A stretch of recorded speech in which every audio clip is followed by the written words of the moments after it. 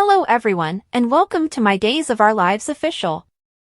I hope everyone is having a wonderful day. Before we begin, please hit the subscribe button and give this video a thumbs up. When Leo unexpectedly dropped by Marlena's and delivered scones, she wasn't feeling too festive. Regardless, Leo entered and demanded to know what was wrong.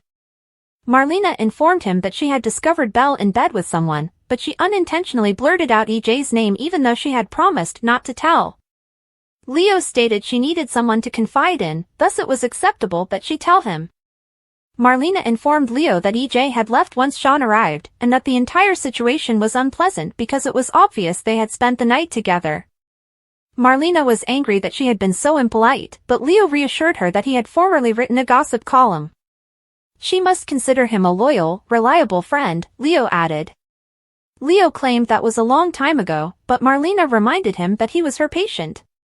He announced with joy that he and Javi were back together. He told her everything, including how Javi gave him a passionate kiss before he spent the night having lots and lots of sex. Marlena questioned whether that was a wise move. Marlena told Leo that he couldn't establish a relationship on a shaky basis and that the last time he acted so rashly, it didn't work out. Do you mean my relationship is destined to fail? Leo inquired. After all this time away, he didn't see the purpose in waiting. According to Leo, she was projecting because of Belle and EJ. Marlena concurred and expressed her concern for him, saying she didn't want him to suffer harm.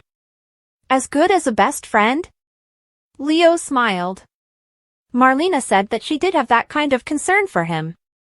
Admire Days, B&B, General Hospital, or other soap operas. Participate in the discussion on our SC boards.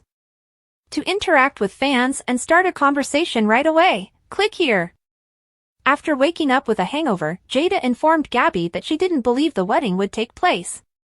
The only person that partied harder than Jada, according to Gabby, was her brother, and Javi was assisting Rafe in getting ready.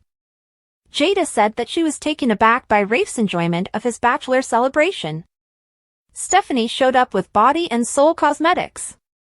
Gabby said she would meet them at St. Luke's, but she had to attend to something. Jada assured Stephanie that she wasn't anxious about getting married. I've done this before, after all, she said. Jada informed Stephanie that although her marriage to Everett/Bobby didn't turn out the way she had anticipated, it did have one positive aspect: it strengthened her bond with Stephanie.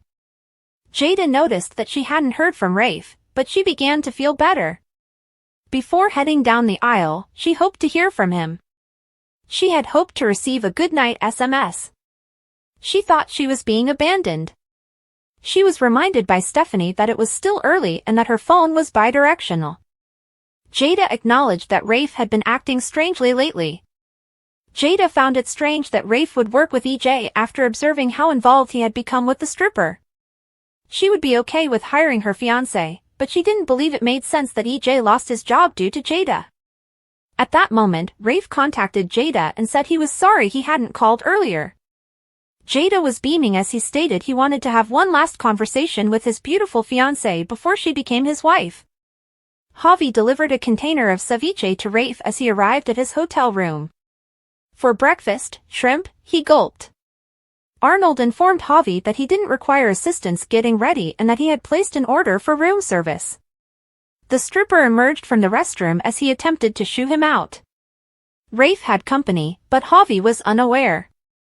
Arnold assured Javi that he could provide an explanation and that it wasn't what it appeared to be.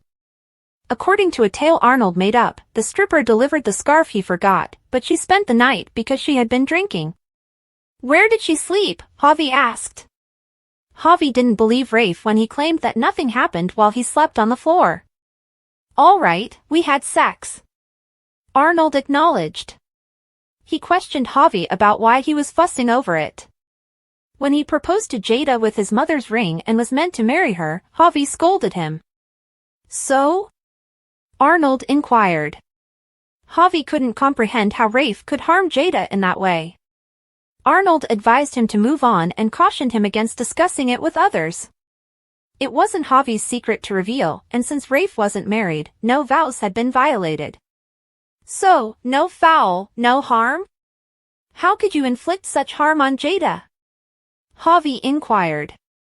Arnold assured him that if she didn't know, it wouldn't harm her. He inquired as to whether Javi's minor extracurricular activity would spoil their special day.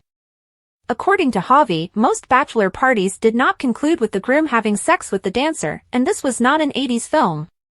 Rafe contended that planting wild oats before settling down was not uncommon. Javi claimed that he didn't sound like himself, but Rafe reminded him that he shouldn't discuss it with anyone. Javi fled without pledging to keep it a secret.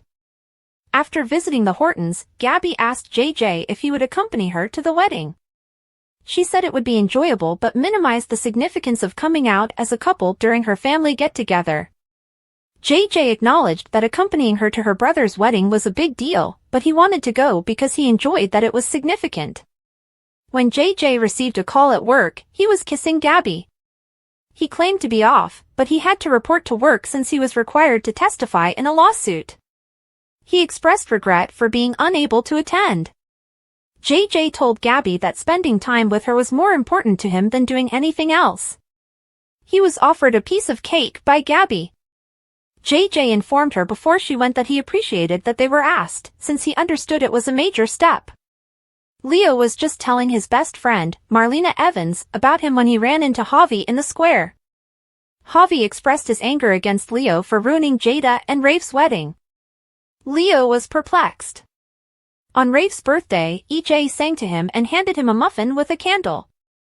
After telling Rafe to make a wish and lighting a candle, he removed his gag to blow it out. Rafe expressed his wish for EJ's demise to him.